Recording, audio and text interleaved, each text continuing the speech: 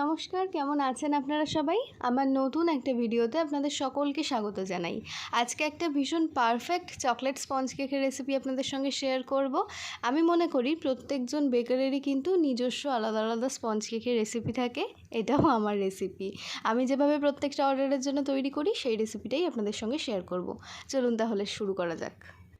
আমি আজকে একটা 1.5 পাউন্ডের চকলেট স্পঞ্জ কেক তৈরি করছি। ডেকোরেশনের পর যেটা 2 পাউন্ডের কেক হয়ে যাবে। তো তার জন্য আমি 3টে ডিম নিয়ে নিয়েছি। ডিম 3টে অবশ্যই রুম টেম্পারেচারে থাকতে হবে। 3টে ডিম থেকে খুব সাবধানে কুসুমটা তুলে নিতে হবে। আর এখন এখানে আমি 1/2 কাপ পরিমাণ চিনি ভালো করে মিক্সার গ্রাইন্ডারে গুঁড়ো করে নিয়েছি। গুঁড়ো করা চিনিটা ব্যবহার করলে খুব তাড়াতাড়ি ডিমের মধ্যে মেল্ট হয়ে যায়। আপনারা চাইলে গোটা চিনিটাও ব্যবহার করতে পারেন, তবে সেই ক্ষেত্রে মেল্ট হতে একটু টাইম লাগে। এখন বিটারের মিডিয়াম স্পিডে খুব ভালোভাবে বিট করব ডিমটা, এবং মাঝে মাঝে অল্প অল্প করে চিনিটা মিক্স করে নেব। একেবারে সম্পূর্ণ চিনিটা দিয়ে দেওয়া যাবে না, বারে বারে দিলে খুব তাড়াতাড়ি মিক্স হয়ে যায়। অনেকেই হয়তো ভাবছেন যে যদি আমার কাছে ইলেকট্রিক বিটারটা না থাকে তাহলে কি হ্যান্ড হুইস্ক দিয়ে কাজটা করা যাবে? না, হ্যান্ড হুইস্ক দিয়ে এই কাজটা করা যাবে না। করা গেলেও তাতে এতটাই সময় লাগবে যে আপনার হাতটি ব্যথায় একদম ছটফট করতে থাকবেন। তাই জন্য আপনি যদি প্রফেশনাল বেকার হন, আপনার কাছে অবশ্যই এই ইলেকট্রিক বিটারটা থাকতেই হবে। এখন আমি পুরো ডিমটা এবং চিনিটা মিক্স হয়ে যাওয়ার পর ডিমটা যখন এরকম ফোমের মতন হয়ে যাবে, তখন এখানে 2 টেবিল স্পুন দিয়েছি সয়াবিন অয়েল, 1 টিস্পুন দিয়েছি ভ্যানিলা এসেন্স, এবং সাথে এক এক করে ডিমের কুসুমগুলো দেবো এবং বিট করে নেব।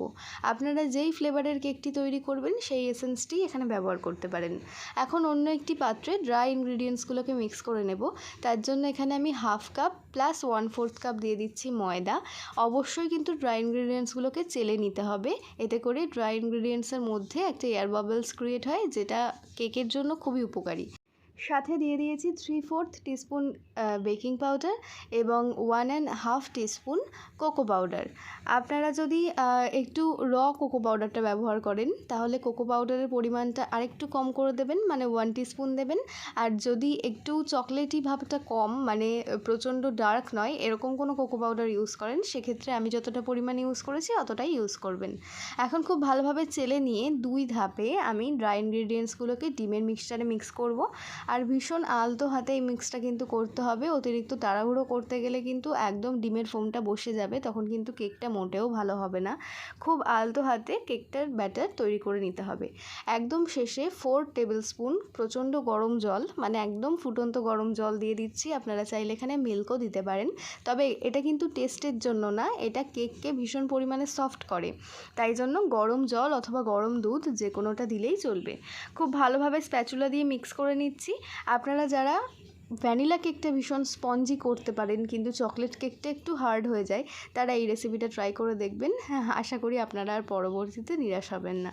এখন এখানে 7 ইঞ্চি একটা মোল্ড নিয়েছি। মোল্ডটায় ভালো করে অয়েল ব্রাশ করে বেকিং পেপার বসিয়ে রেখেছিলাম। এখন সম্পূর্ণ ব্যাটারটা দিয়ে আমি বেক করে নেব কেকটা। প্রত্যেকটি উপকরণের পরিমাণ কিন্তু ডেসক্রিপশন বক্সেও দেওয়া থাকবে, আপনারা অবশ্যই চেক করে নেবেন। এই তো কেকটা বেক করে নিয়েছি। এখন সম্পূর্ণ ঠান্ডা না হওয়া পর্যন্ত কিন্তু ডিমোল্ড করা যাবে না, কারণ গরম কেক অনেক বেশি নরম থাকে। তাই জন্য কেকটা সম্পূর্ণ ঠান্ডা হওয়ার পর একটা ছুরির সাহায্যে সাইডটা ভালোভাবে ছাড়িয়ে নিচ্ছি এবং এটাকে ডিমোল্ড করে নেব। আপনারা কিন্তু এই কেকটা চাইলে ডেকোরেশন করতে পারেন অথবা চাইলে শুধু শুধুও খেতে পারেন।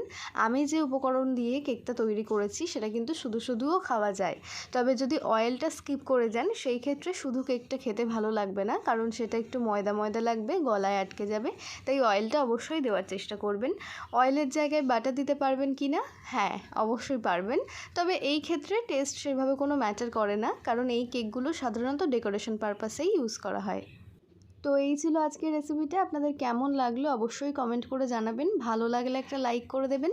যদি ফেসবুক থেকে এই ভিডিওটা দেখে থাকেন তাহলে অবশ্যই আমাদের পেজটিতে একটা লাইক করে দেবেন, আর যদি ইউটিউব থেকে দেখে থাকেন তাহলে চ্যানেলটা সাবস্ক্রাইব করে আমাদের পাশে থাকার অনুরোধ রইল।